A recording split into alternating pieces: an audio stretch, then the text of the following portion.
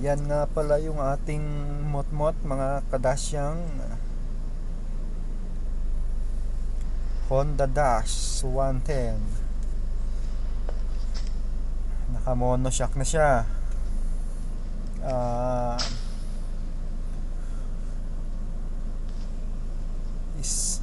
Stock lahat ng sniper yan maliban sa shock natin. Ang shock natin ginamit dyan is pang Fury size 255mm.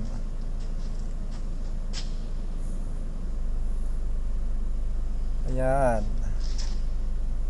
At dito namang sa unahan, kinonvert lang natin yan. Nag-weld lang tayo ng bracket para magsakto yung disc ng sniper. Tas ayan, ang size ng gulong natin ay 100 by 80 yan. Naku, medyo madilim kaya hindi makita, pero 100 by 80 yan. Dito naman tayo sa likod is 130/70. Yan. Pang malakasan, kargan nyo na si Yokozuna dyan.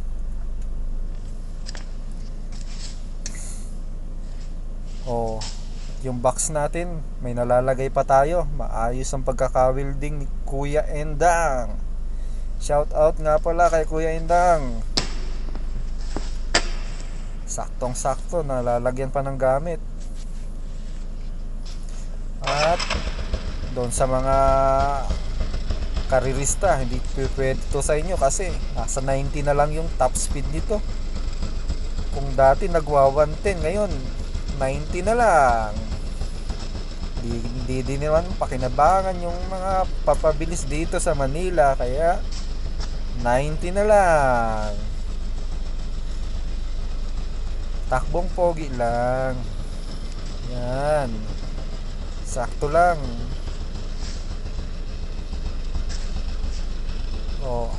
Ayan halos magkasing laki na kami ni Sniper 150.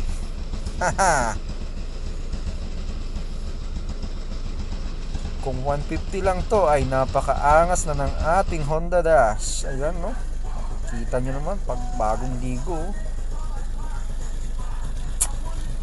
Hanggang mapapasakay si Maha Salvador dyan.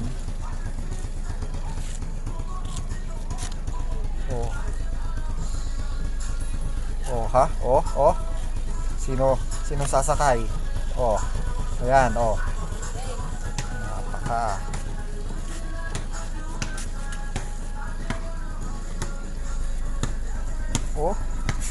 siya ayos ang pagkakabit. Kunting pintura pa at napaka-pogi na talaga nito.